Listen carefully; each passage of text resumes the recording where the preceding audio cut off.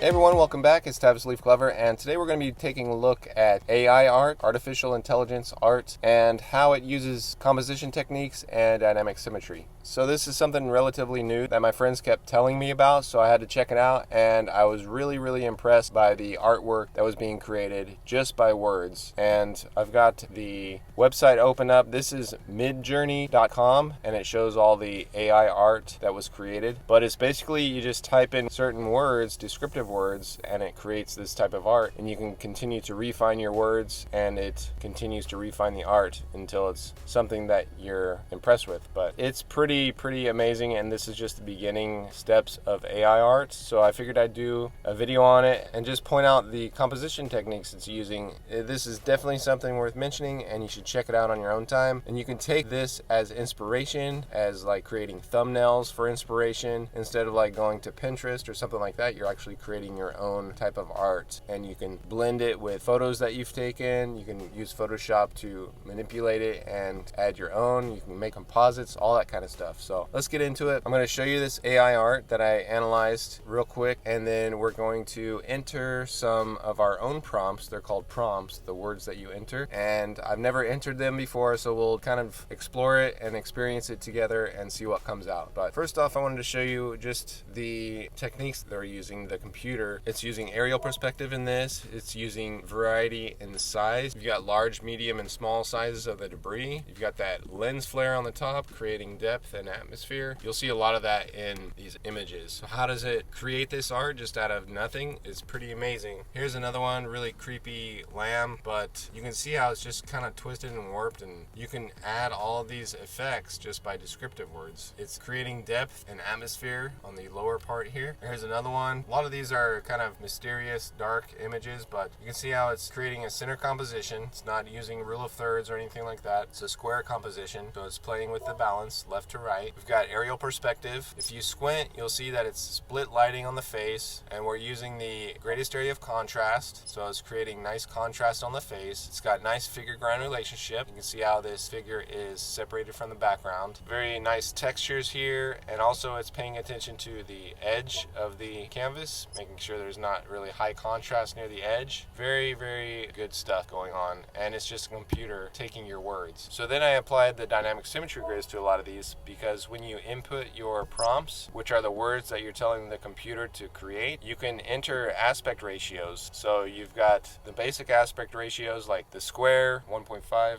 phi rectangle, all of those grids, and if a computer can create this, it can understand the geometry within these dynamic symmetry grids, because the computer runs off of math, and so do these dynamic symmetry grids. It's all math based, so it has to understand how to create a great composition, and it's taking into consideration the design techniques plus the dynamic symmetry grids. So we'll see how a lot of these start to line up to the grid. So first off, we just want to see where this figure is positioned, and we'll see that she's just to the right of the vertical center line, and her gazing direction is going from the right side down towards the left side of the vertical center line. You can see her torso is almost locking into the grid, paralleling right there. Right here, her torso is locking in to the grid, that vertical. Her hair is creating diagonals here, so it's taking in consideration diagonals. This diagonal, if we turn it on and off right here, watch this diagonal, how it's paralleling. This is a root 4 and a root 4, and these are stacked inside the square grid, but when we move this down, we'll see that it's paralleling exactly that exact diagonal of the root 4. Same with up here. You can move the grid down just to check. So it's calculating these compositions, and it looks like it's considering the dynamic symmetry grids as well when it's composing these images. So here's another one. You can see this diagonal here locking in. If we move this grid over to her hair right here, you can see that it's paralleling that. So I was pretty amazed when I started just analyzing this and lining everything up to the grid, and just with the use of their design techniques: aerial perspective, greatest area of contrast, figure-ground relationship, variety, hierarchy, and size, you name it. It's just considering all of this stuff. So what you can do is you can enter your prompts, use these images for inspiration, and then you can create your own art. It's pretty mind-blowing, and I definitely recommend you check it out if you can. So we're going to run through these real quick, and I'm going to show you some of these images aligned to the dynamic symmetry grid. So here's a root 3, the 16:9 ratio that we see in cinema. A lot of people are designing to that ratio, so that is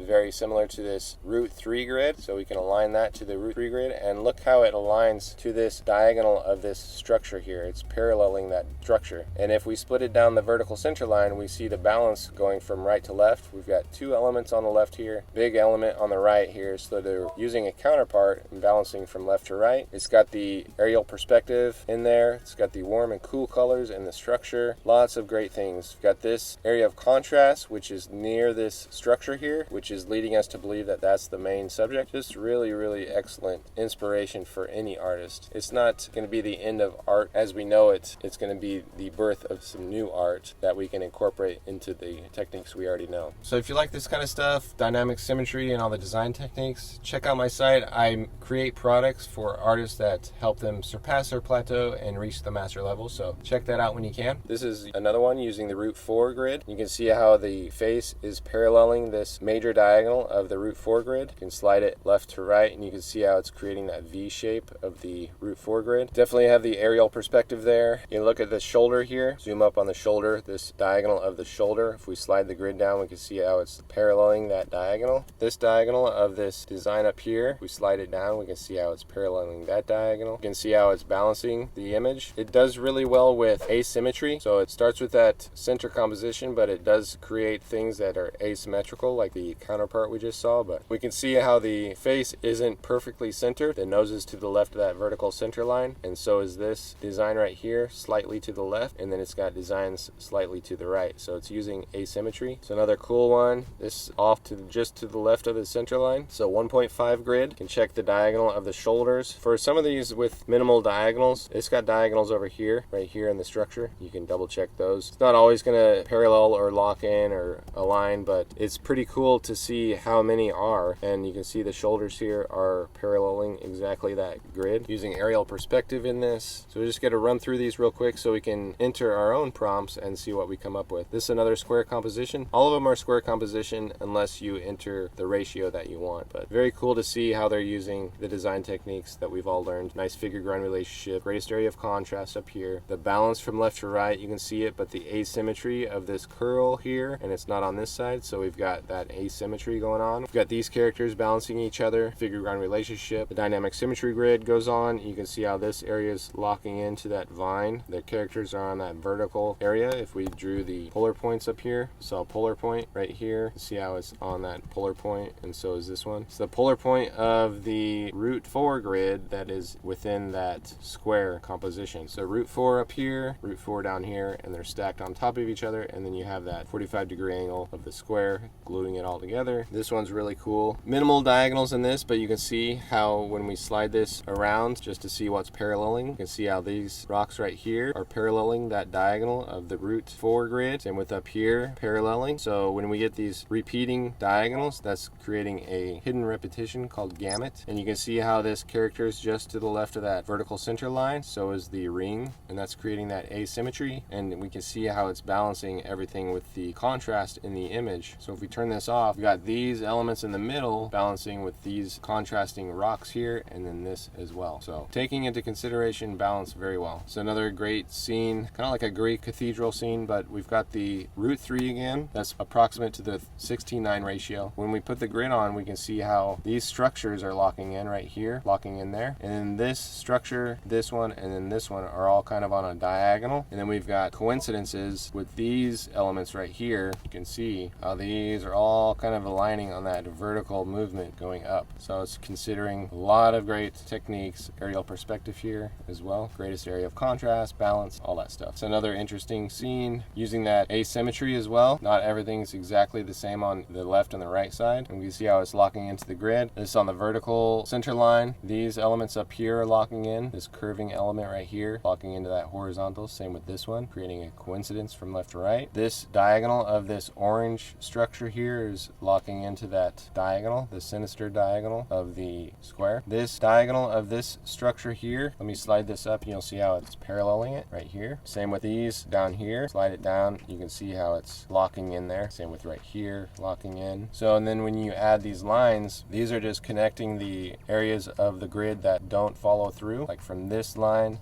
to this line. There's no line right here, so I just connected those just to see what it looked like. And when I turn that on and off, you can see how there's a line going right here. Turn it on and off, you can see this area has that line of continuity going. Same with this area and then this area as well, just by connecting. See this contrast in this area here? It's all created from this line of the dynamic symmetry grid. We're just connecting these lines. Very cool stuff. It's another interesting one. It's like a birthday cake. Let me show you the grid real fast. You can see the asymmetry going on. Centered, but it's off a little bit, like this side's lower than this side, and then this side is bulkier than this side. So it's just playing back and forth, that balance. Like there's more lights here, 1, 2, 3, 4 on the right side of that vertical center line, and then we have 4 lights over here, but they're all kind of scattered differently. It's not a mirror reflection from left to right. This diagonal here in this structure, this texture of this form in the back, you can see how it's locking in and paralleling exactly to that diagonal. Same with this diagonal here, the left side of this large textured structure. We're going to slide this over just to check, and you can see how it's paralleling that diagonal here. This candle's locking into the horizontal. And then these are the prompts they use for these images. So if you do join Midjourney, if you check it out, they give you a free trial, like 10 to 20 images, and you can try out your own prompts and just make note of other people's prompts and see how they create these type of images. But you can see they're using words like decadent, opulent, ornate, exquisite, multi-layered, any descriptive words. Like you can use portrait like Van Gogh, artists that you like, things like that. I thought these were really cool. These are insects and flowers combined, and I added the grid on there. You can see how there's that dominant diagonal in the flower paralleling that diagonal exactly, and then even the arms here, you can slide the grid down. You can see how the arms are paralleling this diagonal, and we've got repeating diagonals, so it's creating that repetition. Got the nice arabesque going through the body here, going around this area, and then through these little leg looking things. And then you can create variations. This is all they typed in: realistic fluid, xenomorph, insectoid, lily, 4K, and then it produced this. But you can get variations of the same terms just by clicking one button. Pretty interesting stuff, but it'll give you these variations here. This one was interesting, the Star Wars dogs, and you can get variations of those too. And it just creates this on its own. Crazy. Just from words that you give it. These were probably the least best composition wise, because you have edge flicker on the right and the left side. It balances each other, but still it's drawing attention away from these really interesting and hideous dogs here. Here's another cool one with like a Frank Gehry type of sci-fi building, but you can see this is the Route 6. This is locking in exactly right here, and then the buildings are in this diagonal movement up, and you can see how it's locking in here on that diagonal. And they're also playing with the aerial perspective and the balance of the image. Going from left to right, we have a nice balance. This is their prompts for this one. Here's a fox. You can see that added line here, lining up to the side of the jawbone. Aerial perspective, great depth, another good one. You can see how it's playing with that balance from left to right. Asymmetry, like this side isn't exactly the same as this side. It looks like it could be, but it's not. Totally different. Like this arc goes up and it stops here, but then this one goes all the way around. And then this body is almost the same height, but it's different shape. Here's these prompts for that one. You can pause the video and check that out. There's another one, center composition, playing with balance left to right, that counterpart, and then you can see variations of that. Nice textures and atmosphere created. And then these are those prompts. Really minimal on this one too. You can prioritize what you want with these numbers and the colons right here. Like look at mine has a higher priority than petticoat safari and then bad moon rising. I don't know what look at mine is, but another cool one. So witch looking creature, but you can see how it's balancing from left to right, but using asymmetry. And then this diagonal on the right side here, if we slide that over, we can see how it's paralleling that diagonal and then circling around, creating that ellipse going around. Aerial perspective, very nice shot. This one's cool. It's Route 3. You can see how they're playing with balance. Aerial perspective, greatest area of contrast. Edge flickers, great. And then even looking up here, this plant up here, you can see how it's locking in on that sinister diagonal. Really cool stuff. This diagonal of the bush is down here, the lining. You can see how that diagonal movement's going up in the same direction as the Baroque diagonal. This cloud area right here is locking into the reciprocal. The bottom of this, it looks like a mushroom hot air balloon, but it's matching this diagonal, coming up and meeting these plant-like forms here, and then you can follow it down to that other diagonal. And then here's those prompts. It's a nice one. I guess the AI right now has a hard time with faces, but it can work out faces. You just have to continue to refine them, the prompts. And you can see the prompts here, full body woman, blah, blah, blah. And it can look like someone, a celebrity or someone else, and that'll help the AI determine what look you're going for. But that's a cool concept. And you can see how the arms are paralleling this diagonal right here perfectly. I mean, how does the computer know that unless it's just understanding dynamic symmetry and the these design techniques. You do abstract art. This is kind of like Picasso-ish. If I run this root 4 down to this area here, you can see how it's paralleling this diagonal and just creating a really abstract, unique looking shape. And you can totally paint that yourself and design it yourself and gather inspiration from this and just change certain things about it. I entered my birth date and it gave me this, just some random things. So let's go into, let me show you these real quick. This is just the community showcase, and I'm going to scroll through this so you can see just the different things. All this is created by words, and that's it. You can scroll over and see what prompts they use, and it's more than this. They don't show you all of the prompts. This is a long prompt. Look at that one. But excellent art, and it's all created from the computer, pretty much, an algorithm. So now let's go into, this is Discord, and this is where you enter your own prompts. So we're going to enter some prompts, and I have them written here. One is dynamic symmetry, and I've never done these prompts before, so I just kind of want to see how it works. And you push \imagine, type in imagine, and then this comes up, prompt. Click that, and then you can paste in your word, and then push enter and see what it comes up with. So it takes about 60 seconds. It'll give you 4 results, and you can upscale, which just increases the resolution, or you can add variations to certain images as well, and then upscale those. But you gotta start with your prompts first and see what it comes up with, and then you can go from there. It's 43% done. I'm gonna show you what it looks like when it's done. These are the 4, and then if we like one of these, we can upscale it. So upscale is just U1. So I'm gonna upscale this one because I think it's cool looking, and then I like that one, so I'm gonna do a variation of that one too, and that's the V1. So it goes 1, 2, 3, 4, and whatever one you want, you just select that one. Pretty easy. But you can see how other people's images are populating with mine, so you'll see it skip around a little bit. If mine isn't finished and someone's posts before mine, then it kind of gets fed through like a conveyor belt. So this is working, it's 60% done, and then these are the variations of the one I like. And then you could take that prompt and you can add other words to it to see what you get, but I'm satisfied with those. Now let's move on to the next one. Let's look at this real quick. So yeah, that's pretty interesting what it thinks of dynamic symmetry, but let's move on to the next one because these are more involved and more fun. Okay, this one's supposed to look like a Leica camera, maybe some from the future. We'll see what that looks like, the AI. It's a 3:2 ratio, aspect ratio 3:2, so that's the 1.5 grid. I've got Leica camera, dragon eye lens, metallic, futuristic, highly detailed, cinematic lighting, Unreal Engine, exquisite, ornate, all that stuff. So we'll see if it even comes close to what I'm thinking. It doesn't. So I think the dragon eye is throwing it off, so let's take that out. It looks pretty interesting. Let's see.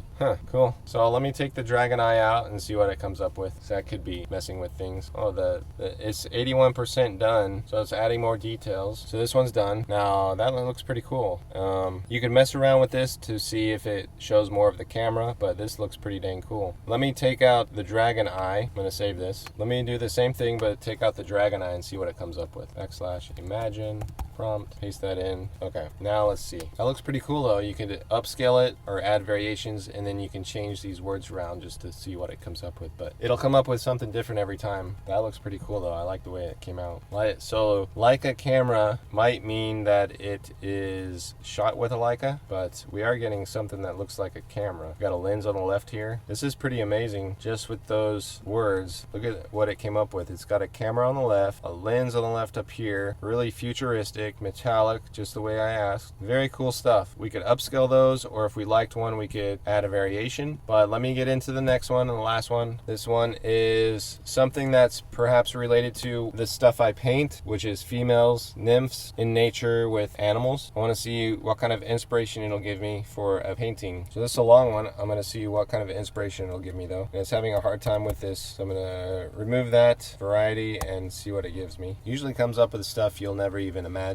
Things you'll only see in dreams. Definitely great for inspiring something. So you can see how I put female figure sitting by river, and I put the priority as the highest. Female with pretty face, young, innocent, long blonde hair, calm, relaxing, background as a jungle landscape, leopard sleeping under banyan tree, majestic leopard, atmospheric, mushrooms in foreground, flowers, ferns, monstera plant, tall grass, style of post-impressionism, diffused lighting, highly detailed, ultra sharp. So let's see. It's got the stylization right, but it's combining the leopard with the nymph, which is pretty interesting. I do like this shape though, and then this area here. So if it's getting confused like that, just start to erase some things and then you can slowly add them in. So I'm going to do one more just to see what it looks like. So I'm going to remove the leopard, and I'm going to remove post-impressionism because I want to see what it looks like actually, like a stylized digital art. Okay, and I think that's about it. Let's see what it comes up with. Oh yeah, take off this. So it shouldn't combine the leopard with the nymph. Didn't really get the banyan tree either. But you can just play around with this, see what it comes up with, and keep refining it and use it as an inspiration for your next painting or photo shoot, or you can do photo composites. I saw another artist on YouTube that was making AI art, and then he was adding his own photos to the AI art, and it came out really nice. Alright, it's done. So let's see what we got. So this one's not usable, the upper left one. This one's blurry as well. And then this one's just kind of like, it's getting confused and it's warping the female with the jungle. So it's probably something I did with the text image. Let me do it one more time, and I'm going to take out a bunch of stuff. Alright, let's see what it comes up with. But she's sitting by the river, so it got that part. And you can take this pose. That's a nice pose. Pose right here is nice. I don't like the way she's composed in this one with her back towards all this negative space, but you could add another figure over here if you want.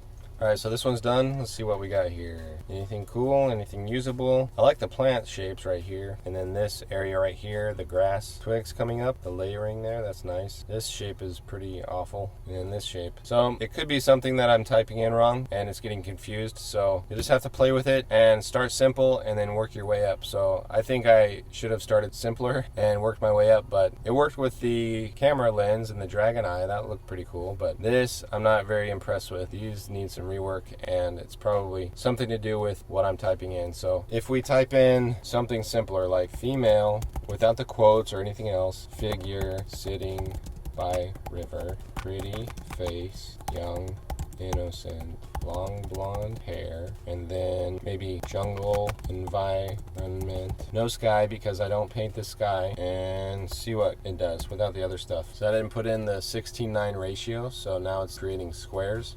Don't really see a river, female figure sitting by river, but you don't really see a river. So you'd have to refine that. So actually she looks like she might be in the river. I'm not sure. But interesting stuff, very cool. I like the look of this one where she's looking down and maybe like she's floating in the river. I like that. And then how it's got the foreground elements. Interesting stuff. So you just have to continue to play with it and add variety or upscale them, whatever you want to do. But check it out. It's called Midjourney on Discord, and then you can probably just Google it. And thanks for joining in. I hope that inspired you to maybe try some new technology that is coming out. But thanks for all the support. I will talk to you guys later.